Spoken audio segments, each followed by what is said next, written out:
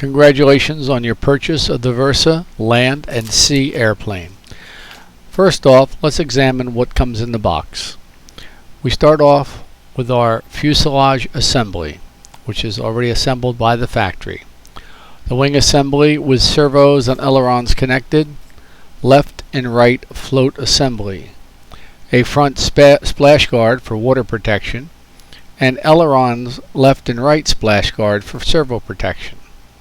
We have our left, right, and center landing gear, our aileron push rods, a Velcro strap for the battery assembly, the glue which comes with it, the horizontal stabilizer and elevator assembly, and in more detail we'll look at the prop, the aileron connecting horns with the caps, and the Allen screws. As you notice, the Allen screws will go in the end of each one of the brass rods. We have two wing bolts with washers. First, we're going to take the wing, turn it upside down, and remove the tape which is holding the aileron servos. The left and right aileron servos are independent and will be connected with a Y connector to the receiver inside the fuselage assembly. To begin with, we're going to rotate this plastic connector 90 degrees, lift it straight out, and remove the canopy. This will expose the servos, the receiver, and the variable speed controller on the inside.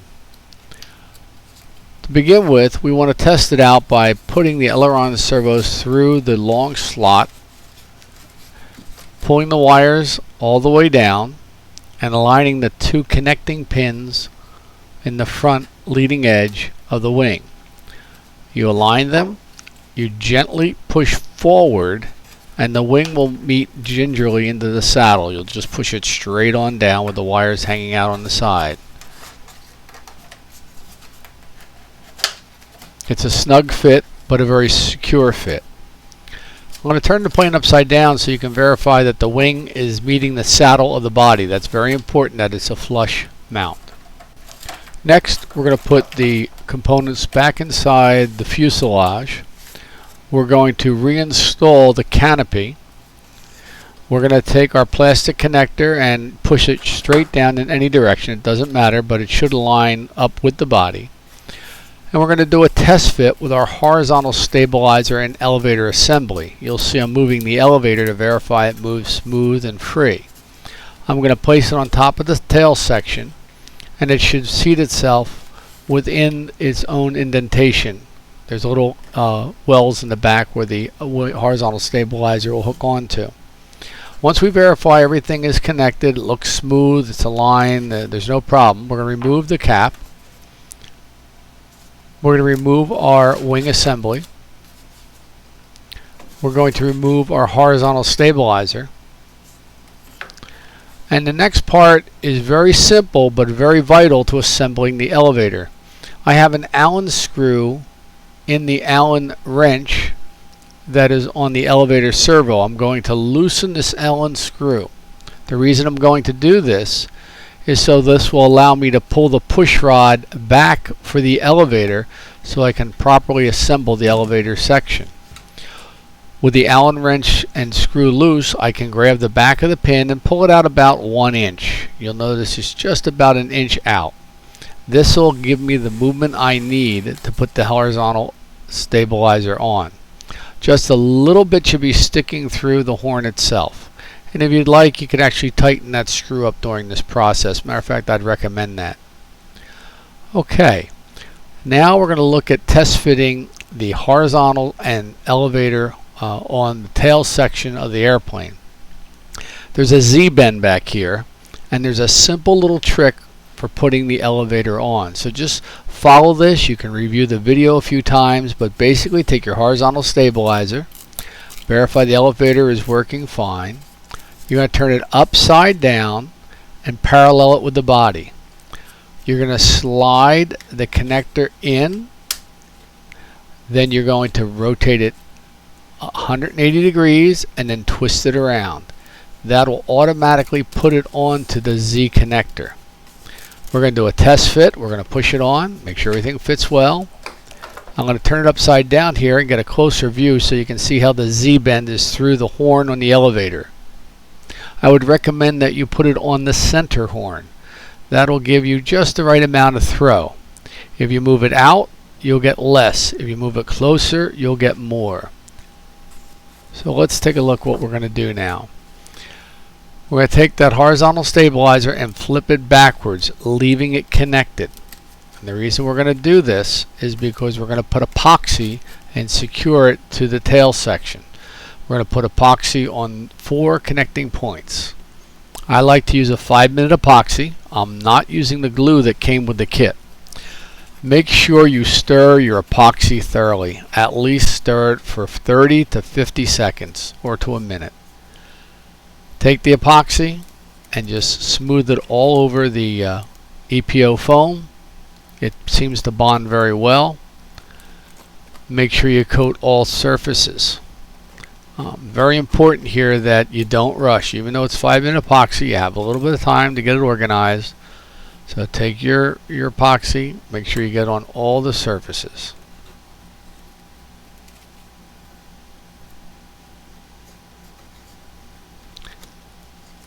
Once you have all the surfaces completely wetted down with the epoxy, the next thing you're going to do is take your horizontal stabilizer, rotate it 180 degrees, and it'll actually lock in place. There's no adjustment here. The only thing you have to do is make sure that that's at a right angle to the vertical stabilizer. And you can use your eye, or you can get a right angle and make a measurement. Now what I'd like to do is push the aileron servos through the opening of the body.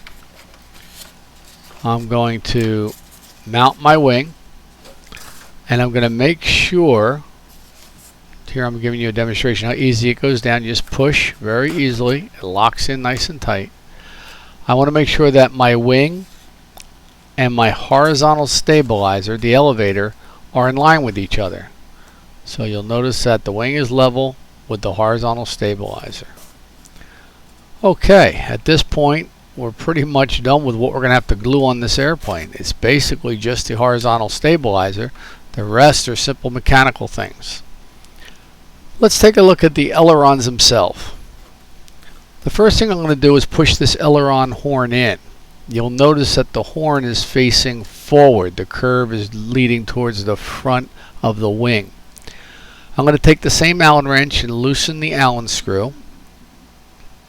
And by loosening the Allen screw, I can take the aileron horn, which we're going to call the aileron push rod and horn assembly. We're going to take the push rod and push it through the brass fitting and make sure that it moves back and forth and there's nothing binding. It can go in and out of the connector, and it can rotate back and forth. Now what I'd like to do is I'm going to insert this through the aileron. So what I'm going to do here is first put the horn into the servo, and I'll tell you what, let me do this again so you can see it nice and clear. These are all Z-bends. Basically all you're going to do is take the end of the Z-bend, push it through the servo horn, and flip it upside down. It's locked in, it can't go anywhere. The next thing what we're going to do is take the push rod and push it through the horn assembly. If it won't go through, loosen the Allen screw a little bit more.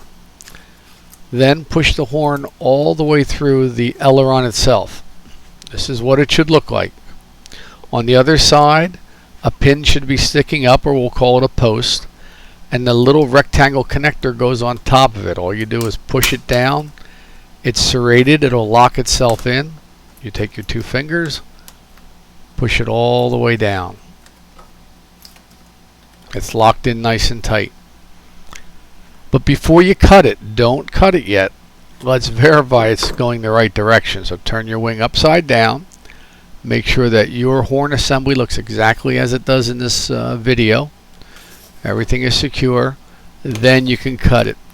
Whenever you cut something on an airplane, make sure you check twice before you cut it. Alright, it looks good. We're going to take a small pair of diagonal cutters and we're going to snip it off. It's nice and smooth. You can run your finger right across it. Your horn is now connected to your servo itself. We still have to make some adjustments. but that part is complete. The same process we did on the right wing, we're now going to do the same process on the left wing. We'll turn the wing over. We're going to insert the horn and cut it off. Our next step is to epoxy on what I refer to as the wheel float assembly.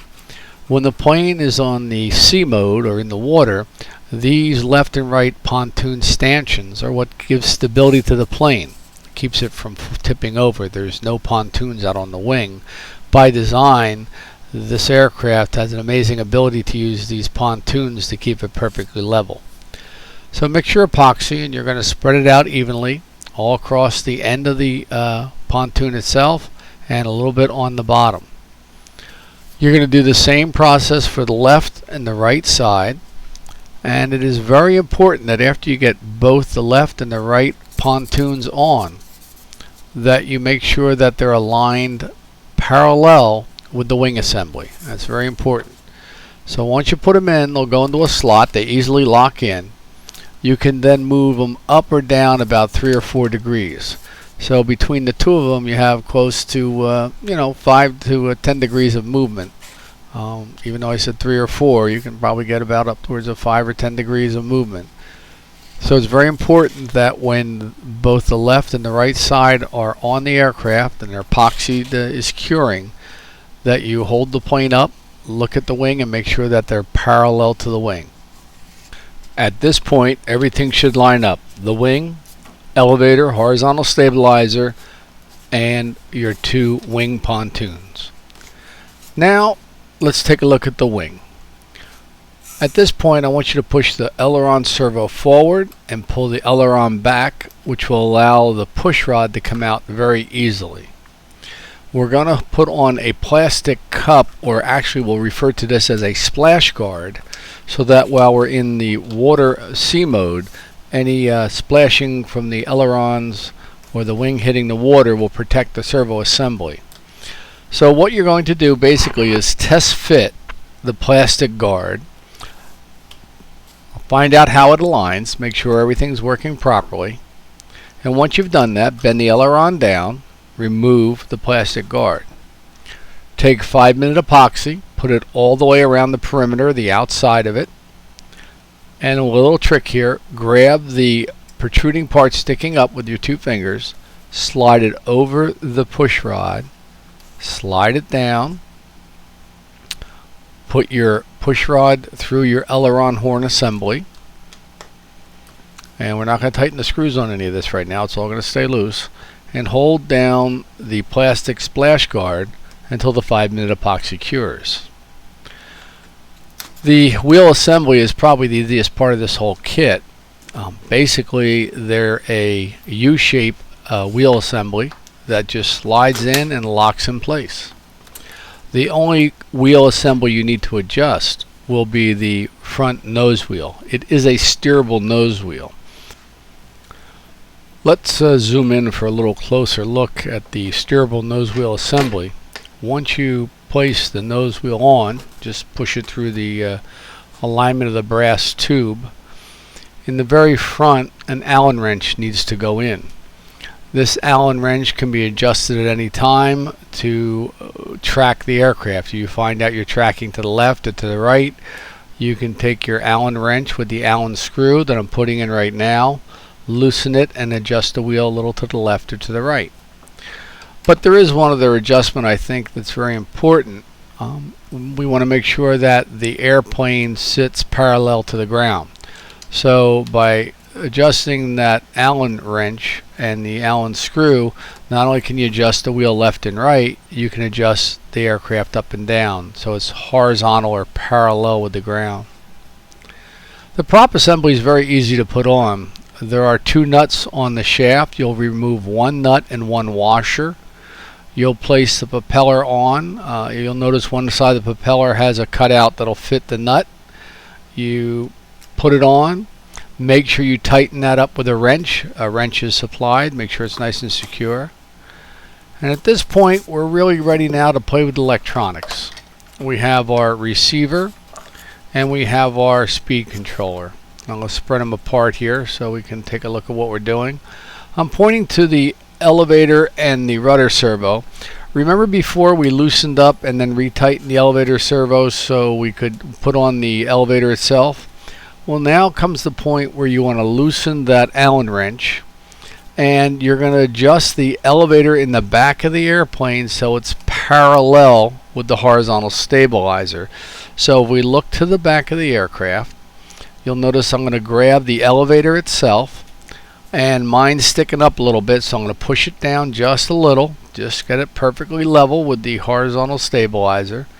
Once I get it perfectly level, I'm going to come back and retighten that Allen screw so that it's nice and secure. And if you look at the control horn, it's about at a 90-degree point to the servo. Without even having the receiver on, you can just go ahead and make this adjustment right here. This is our first adjustment. We want to move the servo back and forth. Again, your aircraft is already bound to the receiver. All you have to do is connect your battery, which I'll show you in a moment, and you can check to make sure that the elevator is working fine. Before we had the two aileron connectors coming through the body. Now we're going to connect them to the receiver itself. The wires I'm pulling on with my hand, the red and white wires and black, is a Y connector. So you want to connect the left and the right aileron. It doesn't matter which goes to which, but what is very important is that the white goes to the orange and the black goes to the brown. So when you look at the connector, it should be black to brown on the bottom and red to white on the top. Once that's set up, you can connect your battery. You can see right now the battery has been connected to the speed controller, and we're just going to verify that our servos are working and double check our wires, make sure everything's real secure. Before I said we had to do a little adjustment on the aileron servo itself. Here I'm loosening up the Allen screw, and I'm going to move my aileron so it's perfectly level with the wing, not that it's up or down. I'm going to take a pair of long nose pliers, as I did with any time I'm working with the Allen wrench, hold it and tighten it up all the way. So now I'm getting my left and my right ailerons perfectly level with the wing by adjusting the Allen screw. A long nose pair of pliers holds it, tighten it up nice and tight. Now we have our elevator set, our ailerons are set, and now we're going to look inside. We have our battery, speed controllers on the right, receiver is pressed in on the left, and you'll see I use the Velcro strap to hold the battery down. Speaking of the battery, never connect the battery unless your transmitter is turned on and the throttle is all the way down. Then it's safe to connect the battery. You'll hear a few beeps, and that's telling you that the receiver and the transmitter are bound together. Put our cap on and test our throttle. Our ailerons are working, our elevator's working, our rudder's working. We're good to go. Fly safe, enjoy this airplane. It's an amazing aircraft on the land and also on the water.